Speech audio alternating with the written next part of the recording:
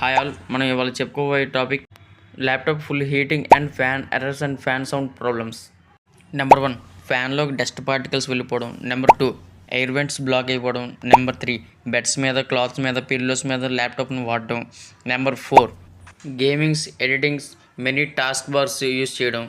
Number 5, లోపల ఉండే thermal paste dry అయిపోవడం అంటే ఎండిపోవడం. Number 6, fan falls. వీటికి ఇంట్లో తీసుకోవాల్సిన జాగ్రత్తలు: టేబుల్స్ని, కూలింగ్ ప్యాడ్స్ని యూజ్ చేసుకోవాలి. నెంబర్ 2, బ్యాక్గ్రౌండ్స్, యూజ్లెస్ యాప్స్ అవన్నీ కూడా వాడకూడదు. అంటే మెనీ ట్యాబ్స్ ఓపెన్ చేస్తున్నాం కదా, ట్యాబ్స్ అన్నీ కూడా ఓపెన్ చేయకుండా ఉండాలి.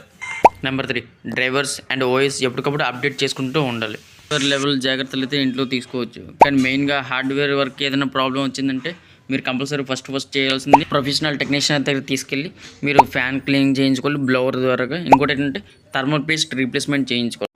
ఇలాంటి మరెన్నో ఇన్ఫర్మేషన్ వీడియోస్తో మీ ముందుకు వస్తాను. Please follow, share our channel.